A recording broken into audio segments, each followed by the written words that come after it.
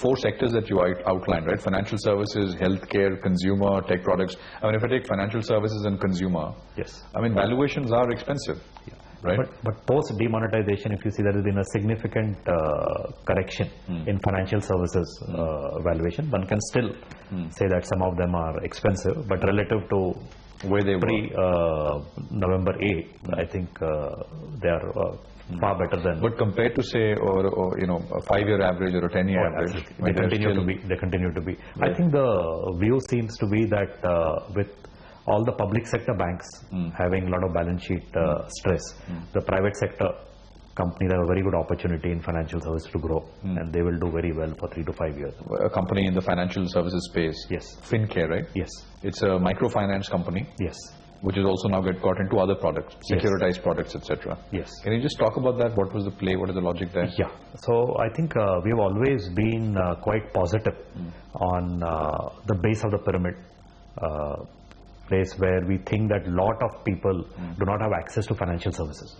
So the unbanked population of India. So we said, can we build a business which is one of the most trusted business for the unbanked? And that's where we bought 2 to 3 microfinance company back in 2012. And unfortunately, immediately after we bought, there was a huge crisis in the industry. The Andhra Pradesh, yes. The Andhra Pradesh crisis. Yes. But we really believed in the business. And we took steps, like we were the first company to go into CDR before everybody else sort of went into that with a clear sort of vision that we want to get out of it the first also. And we did that very successfully. And today the company is 10x the size of what it was in 2010. And we have an outstanding management team as a partner there. Sure. And RBI has also given us a small bank license. Okay. In the microfinance side, is there political risk? Absolutely. I think given that you're dealing with the base of the pyramid, there is always political risk, and that's where we believe that it is extremely important that FinCare and companies in that space need to be very, very socially responsible and sensitive. So for example... But as you yourself said, in 2012, something happened, the entire industry got affected. Yes. Right? Yes. That was one particular company. Yes. From which it spread. Yes. But then the entire industry got extremely hit. Absolutely. Why can't that happen again? Yeah. So few things. One is, I think the regulatory framework compared to 2010 and now is very different. Okay. Okay. Now RBI is the sole regulator for that. They have come up with very good guidelines which are balanced between growing the industry and investor protection. So we think the regulatory framework is in a much stronger shape. But yes, this is a segment which does have relatively higher political risk than other parts of financial services. Any other segments within financial services? It's such a large space, yes, right? where you see a great So we also see a lot of opportunity in SME financing. Okay. We see opportunity in mortgages, both affordable and prime mortgages. We are quite positive on insurance, different, especially general insurance segment. So these are the other segments which we are actively looking to build businesses. Let's just talk about the consumer space, right? Yes. Consumer-facing businesses. You have a business called ACT, yes, which is a high-speed fiber internet company. Absolutely, right? Yeah. Operating in Bangalore. Yes, yeah, it operates in the southern states. Okay.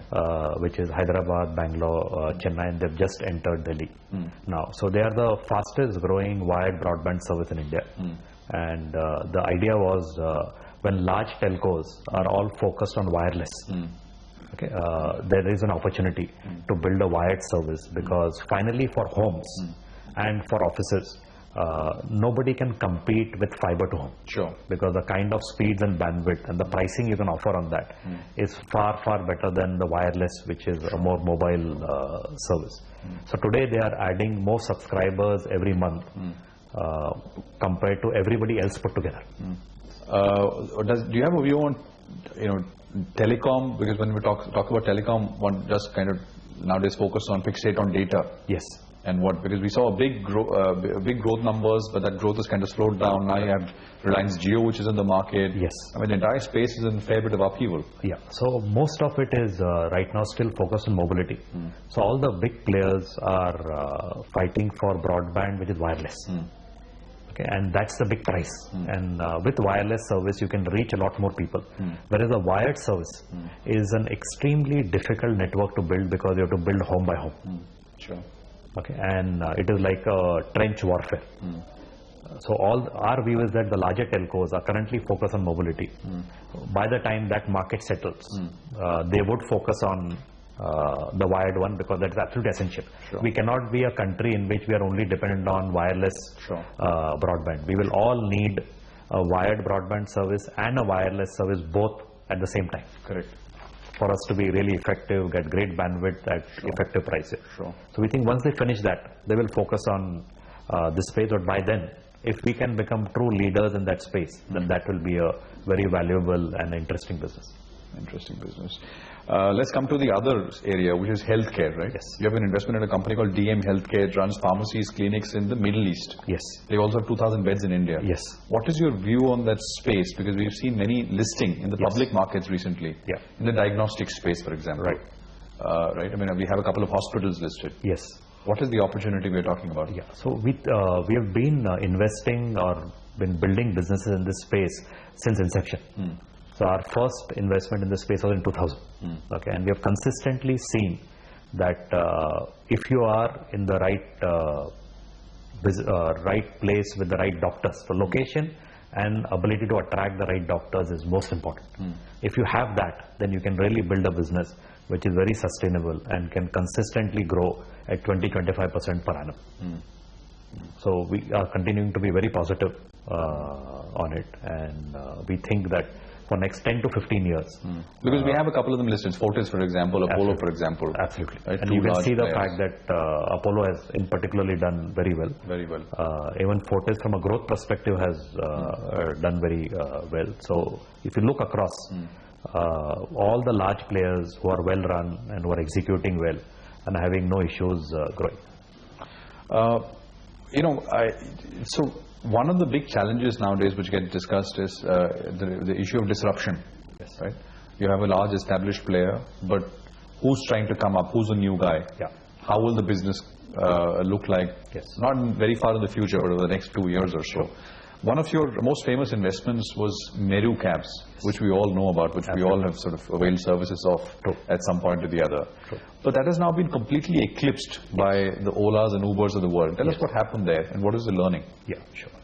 So I think we started building Meru Cabs in 2008. And we were able to very quickly get into a position where we changed how people saw taxi service. And we reset the standards for taxi service very quickly. We became the largest player. And we were by far the largest player till 3 years ago. The next player would be less than half the size of Meru. And that's when Ola and Uber came with their app-based thing. And Meru was also technologically very evolved. They also launched their app very much within a month of... so what was the difference? Yeah, the key difference was capital. Okay. Ola and Uber came in with a view that they can cut prices for consumer by half and increase driver payout by 2 to 3x, and that will really help them build the network and grow very fast. And that meant the fact that they need to lose significant amount of money. So today it is our estimate that Uber and Ola are both losing $20 to $30 million a month each. Okay. Whereas we chose to stay profitable for 2 reasons. One is we didn't have that kind of money to burn. And secondly, we felt if we raise that money from outside, we have a fiduciary capacity. So unless we are very confident that we can convert that money into a great business, we shouldn't take that money. And we are not confident that burning money at this pace for such a long time is the right can in the end deliver a very good, profitable and a valuable business. Okay. What is the plan for Meru now? Yeah, so we continue to remain profitable. We continue to focus on segments which make us profitable, and we think there will be a time when both Ola and Uber will decide not to burn the kind of money they're burning, either because they're running out of cash or they have also concluded that it doesn't make sense to burn. And at that time it will be a level playing field once again, and we can grow back. A lot of Indian startups have raised this issue of capital dumping recently. Yes. Do you believe that is true? Absolutely. So we do believe the fact that there are companies which are using capital power in almost a monopolistic way, and that can harm some other businesses which do not have the capital or do not willing to burn the capital. Well, some of the companies who have raised this issue of capital dumping are themselves funded in large majority by outside investors. Yes. Foreign investors. Absolutely. So I think they are raising it now because they are no longer able to raise more money to burn. So they feel that this is the right time to raise that. The government needs to... can the government do anything here? Absolutely. So I think there are laws in the country which talk about the fact that predatory pricing is illegal. Okay, so clearly one can approach Competition Commission and make a case that there has been capital dumping and there is predatory pricing, and the Competition Commission has the ability to stop that.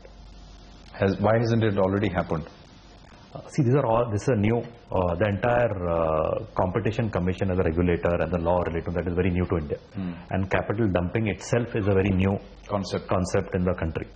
So I think it will take some time for Competition Commission to fully understand the issue, figure out what is the right action under existing law. So it is something which will take some time. But do you think it will happen? We think so. I think if capital dumping continues, there will be a reaction from the Competition Commission, and they will provide appropriate protection to business over a period of time. Fair enough. One other issue with regards to the new age businesses is, I'm just using this as an example, what has happened at Flipkart. Yes. Where one of the investors has actually now taken charge. Yes. Right? According to people we've spoken with, that has kind of sent down shivers amongst the startup ecosystem. Right. New age marketplace business, etc., etc. Sure. What is your view? Is that the right thing for investors to do? And what was the need for that? Yeah. See, I wouldn't know specifics of Flipkart, so I wouldn't want to comment on is it the right thing which was done in Flipkart or not being done in Flipkart. But in general, our belief is the fact that businesses at different stages of evolution require different skill sets. It is very difficult for one person, and there can be exceptions, and there are exceptions we know about, where people can transcend phases of the businesses. So someone who is great at doing a startup may not be necessarily good at running a large business. Sure. Okay, so you need a different manager or a different mindset to run a large business versus you need a very different mindset to do a startup. Can one person do both? Generally no, with few exceptions. Vishal, thanks very much for your time. It's really a pleasure speaking with you. Thanks indeed. You're most welcome. Thank you. Thank you.